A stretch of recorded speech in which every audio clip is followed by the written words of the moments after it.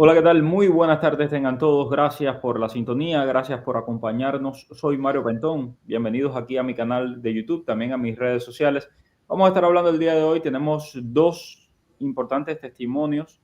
El día de hoy he podido conversar con dos personas detenidas, una de ellas venezolana, una de ellas cubana, una con parol, otra con I-220A, detenidas por ICE. Quiero que escuchen sus testimonios, quiero que escuchen también lo que el abogado tiene que decir sobre esto. Y es muy importante que todas las personas que tengan I-220A, que tengan CBP-1, que tengan parol humanitario, que estén esperando la residencia, escuchen los consejos legales del abogado. Lamentablemente a veces no escuchamos eh, y nos creemos que no lo sabemos todo. Por favor, escucha a los abogados. Bien. Buenas tardes, Jesús Novo, abogado, ¿cómo está? Muy bien, buenas tardes, Mario, ¿cómo estás tú? Bien, estos testimonios son brutales, espero que las personas puedan escucharlo, espero que puedan compartir este video. Esto es desde el centro de detención, directamente desde el centro de detención. Yo conversé con ellas, con ambas, hoy en la mañana. Adelante, ¿me puedes decir lo que pasó contigo? Yo iba con mi esposo trabajando, llevo 1 año y medio trabajando de Miami a McAllen en una rastra. Y el 2 de octubre nos detuvieron con la excusa de que el perro, cuando pasaba por el checkpoint, había como que podía haber algo en la rastra y nos revisan y todo bien. Así ha pasado varias veces. Y nos dijeron que parqueáramos, revisaron la rastra y todo bien. Nos revisaron el permiso de trabajo y cuando nos revisaron nos dijeron que nosotros no teníamos corte. Yo iba para mi tercera corte y el juez me lo quitó, me había quitado mi tercera corte para defender mi caso vacío. Y mi esposo tenía corte el 4 de diciembre y ellos me detuvieron con la excusa de que nosotros estábamos en el aire, que nosotros no teníamos corte. Cuando eso a rato nos dicen, va a venir uno de migración a revisar si ustedes tienen corte, y si ustedes tienen corte, ustedes se van. Y yo le dije, pero es que nosotros en la aplicación tenemos corte, nosotros le pagamos a UCI, todo. Y cuando a rato llegan la gente de ellos ahí y nos detienen y nos llevan para la detención de McAllen. Y como yo hay un grupo de muchachas también que tienen permiso de trabajo hasta 2029, hasta 2030, hay venezolanas, hay cubanas, y estamos con lo mismo. Y ahora estamos en el país, aquí detenidos, y no nos dicen nada. ¿Y ustedes eran I-220A, tú y tu esposo? Sí, éramos idos 20 años. Ok. Bueno, pues ahí tienen, este es uno de los testimonios, ahora les pongo el otro. Abogado, por favor, ¿cómo puede pasar esto y qué pueden hacer estas personas? Es lo que ella nos llama para después volver a llamar y escuchar la opinión del abogado. Sí, obviamente, si ellas tuvieran corte, que tal como decían, en realidad aparentemente el esposo tenía corte todavía y a pesar de eso se la llevaron a ella arrestada. Estas cosas no deben pasar, pero bueno, como hemos dicho en otras ocasiones, estamos en tiempos extraordinarios. Aquí pasan cosas que no debían haber pasado. Por ejemplo, si ella había más de 2 años en el país, no hay una razón para arrestarla porque por supuesto no la pueden poner en deportación expedita. Ya tenía su asilo presentado, tenía o sea, tenía todo, tenía un I-220A, que es lo único que definitivamente le afecta, pero en realidad se le debía haber dejado que estuviera fuera. Hay que hacerle, en este caso, hay que intentar sacarla, pedirle lo que se llama una petición de que la suelten del release. O sea, ponerle todos los elementos por los cuales no es justo o no es legal que ella esté detenida. O sea, que lo normal es que ella esté fuera, que pelee su caso afuera, igual que el esposo, ¿no? De nuevo, lo duro aquí, lo difícil es esa I-220A que tanto martilla, que tanto golpea y que no acaba de haber una solución.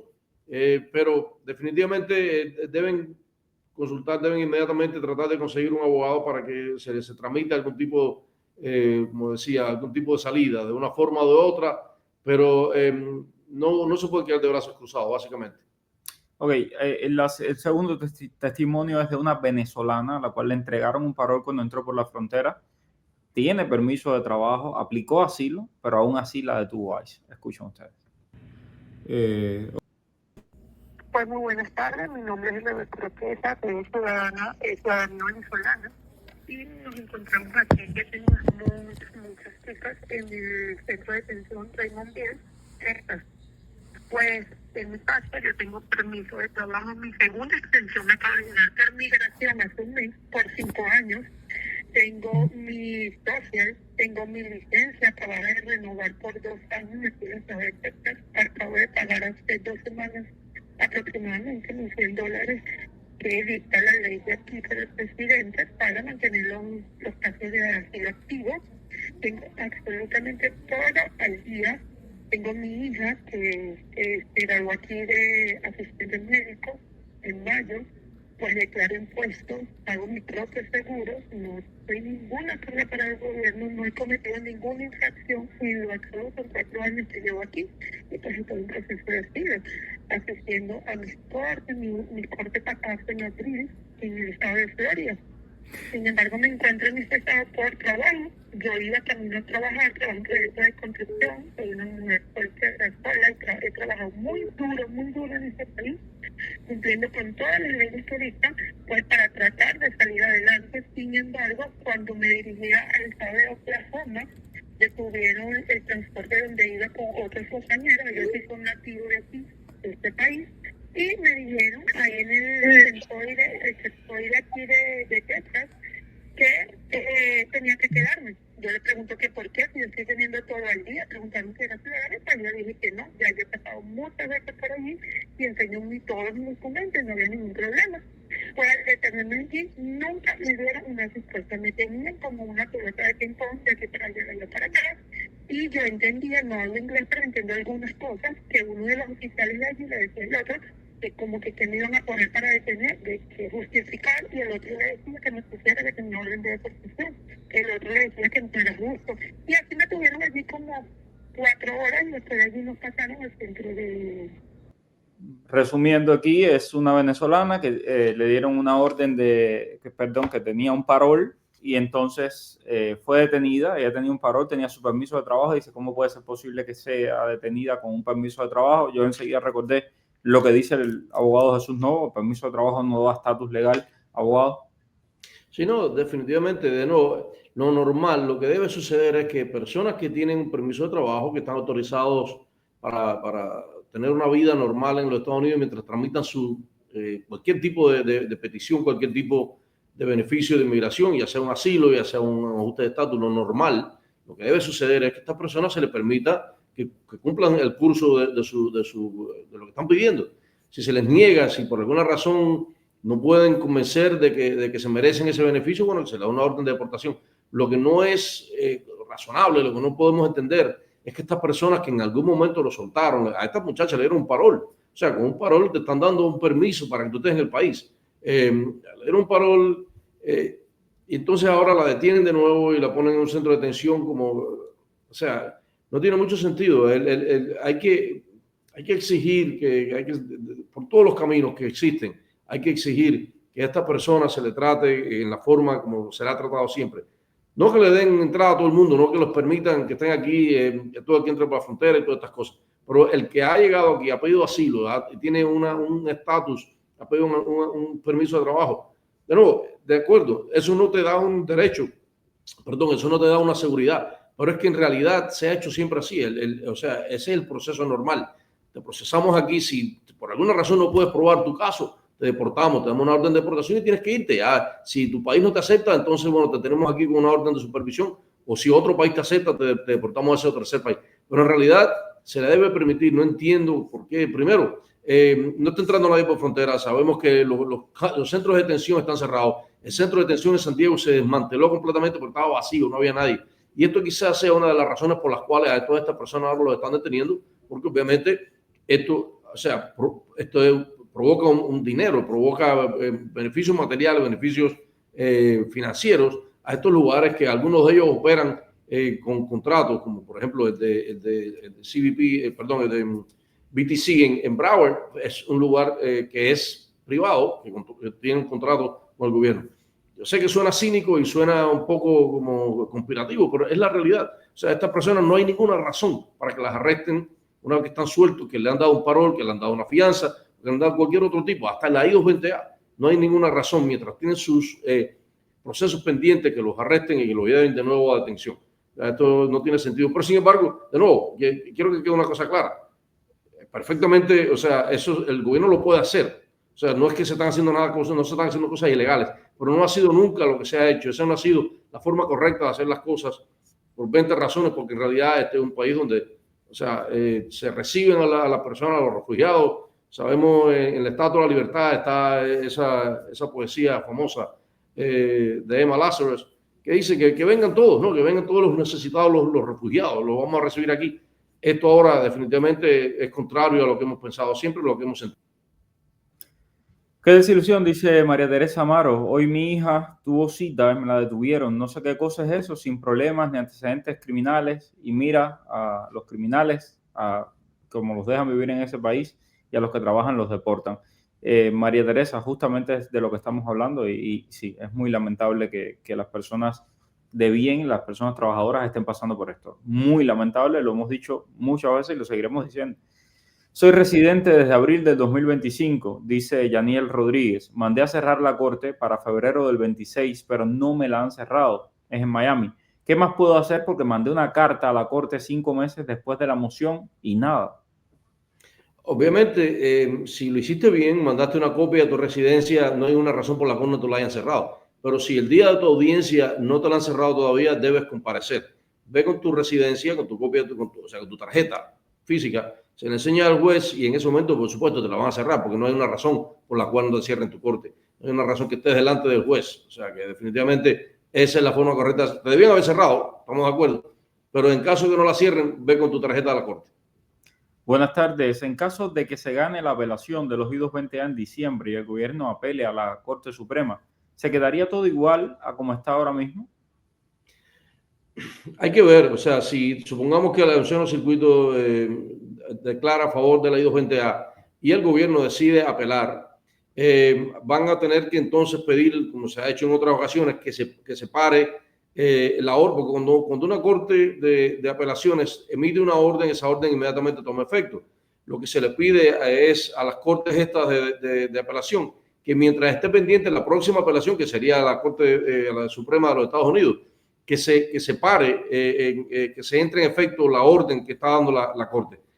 La Corte puede decir que sí o puede decir que no. Se le puede pedir entonces después a la Corte Suprema, se puede saltar a la Corte de Circuito de Apelaciones Federal y se le puede pedir a la Corte Suprema que entre un pare, un stay, mientras está pendiente la apelación. Esto puede que sea, esto puede que no. Nadie sabe si en realidad, primero, no sabemos si la Corte va a fallar a favor de la I-220A. No sabemos si la Corte falla a favor de la I-220A, si el gobierno va a apelar. Y no sabemos si el gobierno apela, si la Corte Suprema decide tomar esto, porque esto no sería un caso en que la Corte Suprema está obligada a tomarlo. Eso sería uno de esos casos que son de discreción de la Corte, si pueden, que lo quieren tomar, se reúnen los jueces de la Corte y deciden si lo van a tomar o no. Así que hay un gran camino todavía que recorrer en esta apelación. Bueno, Rosa Cepero también nos cuenta que a su hijo lo detuvieron el lunes en ICE. Cuando un I-220A es detenido por inmigración en su cita, ¿qué puede suceder? Pregunta Mileni Arrieta. Bueno, Mileni, ok, si te detienen, te tenías una corte pendiente, esa corte lo más probable es que te la cancelen y te van a poner la corte en detención. Si no tenías una corte pendiente, pues es posible que ahora te pongan en corte ahora en detención de todos modos. O sea, todo va a depender de tu situación particular, pero ¿qué va a pasar? Definitivamente vas a estar detenida hasta que se resuelva tu caso, es lo más probable. Otra persona dice, ¿podemos hablar de otros temas? Yo creo que ahora mismo un tema que preocupa muchísimo a nuestra comunidad y que es muy importante es este, y vamos a seguir hablando de este tema. Entiendo que a los extremos siempre les molesta el trabajo de los periodistas. Cuando estaba Biden me decían trumpistas, cuando estaba Trump me dicen comunistas, sí, de todas cosas han dicho. Y van a seguir diciéndolas porque aquí vamos a seguir día tras día, gracias a todos ustedes, los que se conectan y los que están aquí, y gracias a los abogados y gracias al trabajo que queremos seguir haciendo, exponiendo lo que está pasando. Lo vamos a seguir haciendo todos los días. Es necesario cerrar la corte para que aprueben una I-485 que está en toma de decisión hace 210 días. Soy CBP1. No, para nada. Tú eres primera casilla, UCI tiene total jurisdicción sobre tu caso, o sea que no hay ningún tipo de problema. Si por alguna razón, y esto es algo que hemos visto, y honestamente, una de las otras cosas que hemos visto que no deben estar pasando, si por alguna razón UCI te manda una carta diciéndote no podemos tomar una decisión en tu caso porque tienes una corte, jamás te van a decir porque no tenemos jurisdicción, porque obviamente ellos saben que no es así, pero te pueden decir, estás en corte y queremos que se decida ese caso en la corte antes de tomar una decisión. En caso de que pase eso, pues debes buscar un abogado porque se le puede forzar a UCI a que tome una decisión a pesar de que tú estés delante de un juez. ¿Se puede aplicar a la ciudadanía a los 3 años si estoy casada con un ciudadano americano, aunque mi residencia sea por ley de ajuste cubano? Ok, si estás casada con un ciudadano y llevas 3 años de matrimonio con ese ciudadano, no importa cómo recibiste tu residencia, puedes aplicar a la ciudadanía a los 3 años.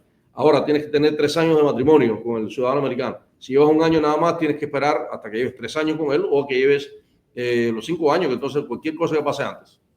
Ok, saludos Orlando, saludos a Osiris desde Hialeah, un abrazo también para ti. A ver, bueno, aquí veo, dice, buenas, corte cerrada, ¿me pueden volver a poner en corte si apliqué con USCIS ese dinero lo pierdo? Muchas gracias. Ok, sí, definitivamente el cierre de corte, la mayoría de las veces, el 90% de las veces es lo que se llama sin prejuicio. ¿Qué quiere decir eso? Que el DHS te puede volver a poner los cargos y de nuevo ponerte en corte. Esto pasa todo el tiempo. Por ejemplo, el caso típico, las personas que van a la corte en la calle, o sea, vienen, supongamos aquí en Miami, le cierran la corte, lo detienen ahí saliendo de la corte. Obviamente, cuando lo ponen en detención, le vuelven a poner los cargos, vuelve a estar en corte de nuevo. O sea que sí, definitivamente, cuando el hecho de que te hayan cerrado la corte, que te hayan denied un dismiss o cualquiera de estas cosas, te lo pueden volver a poner de todos modos. Entré por paro humanitario, apliqué la ley de ajuste cubano, casada con ciudadano americano. Él me puso una reclamación cuando yo estaba fuera de Estados Unidos. La petición ya está aprobada. ¿Qué me recomienda, abogado? Bueno, obviamente ya aplicaste la ley de ajuste cubano. Si quieres aplicar a través de la petición de tu esposo, pero en realidad no hay una razón para que lo hagas.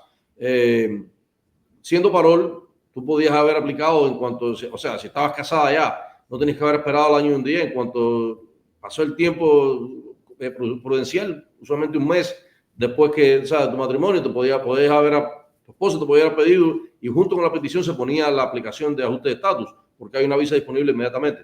Pero bueno, si ya aplicaste la ley de ajuste, en realidad no tiene mucho sentido que ahora lo hagas. Daniel Ortega, soy CP1, llevo 8 meses desde las huellas, no he cerrado la corte,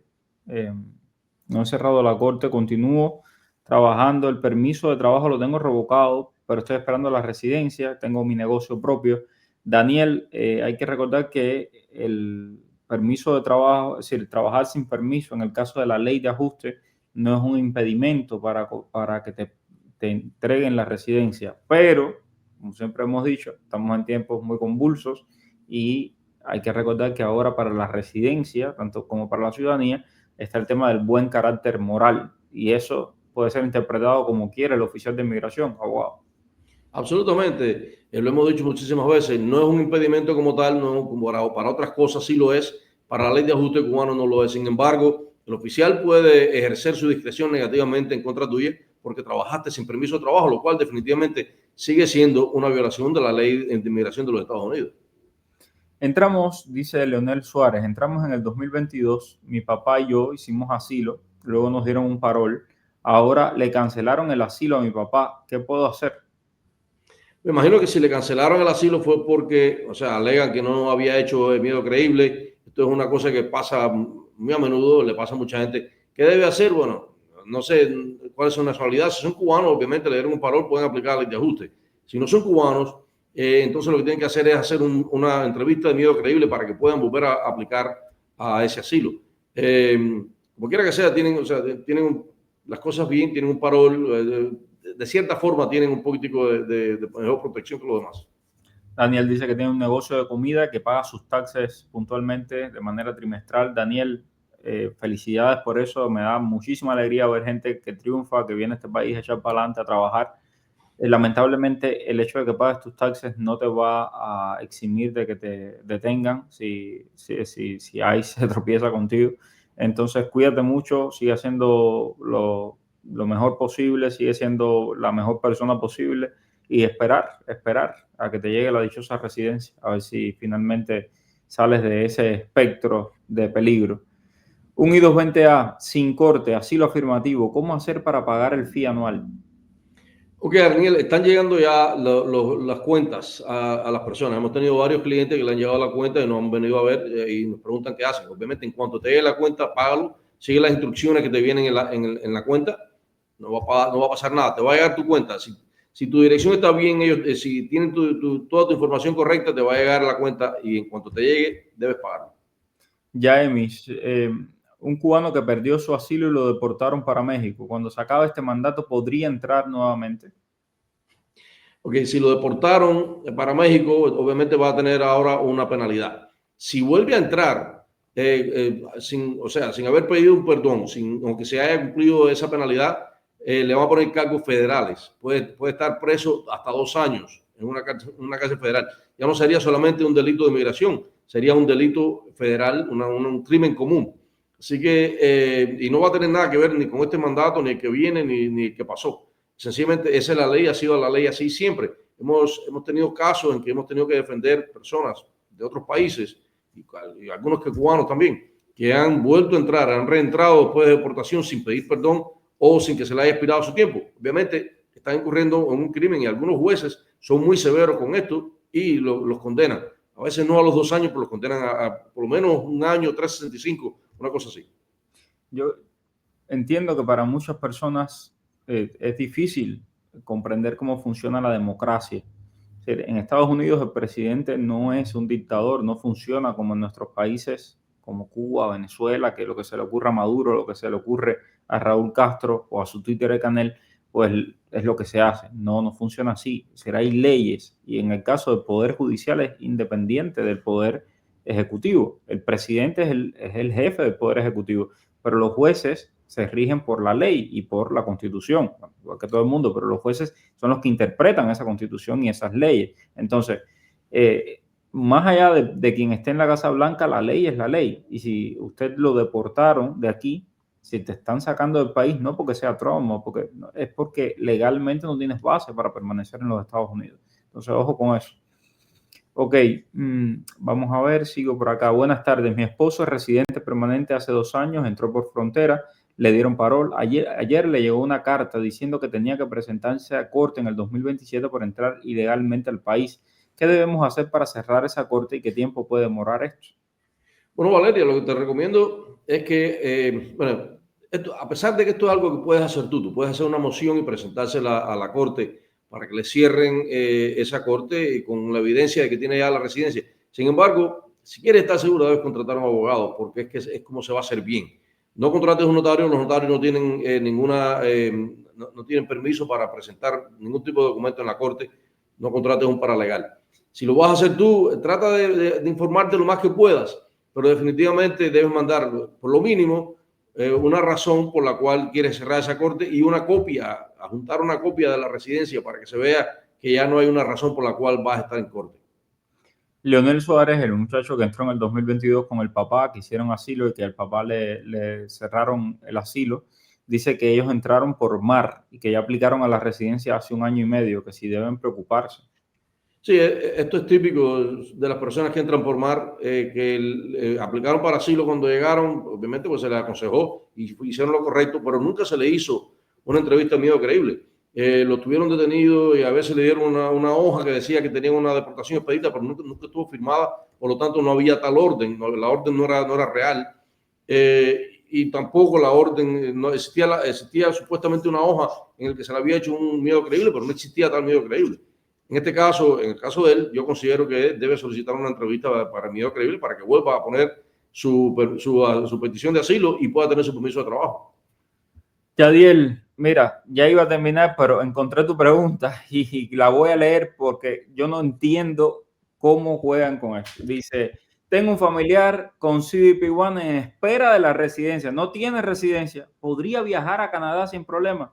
Yadiel, en cuanto pise, cuando ponga un pie fuera de los Estados Unidos, se va a quedar en esa. ¿Cómo es como el dicho del gallo morón? Sin plumas y cacareando. Pues así se va a quedar. ¿Cómo se les ocurre? No tienes, o te dan un parol, te lo dicen. No puedes salir del país hasta que no cambies de estatus, hasta que no tengas una residencia. Si no tienes residencia, que tú vas saliendo del país.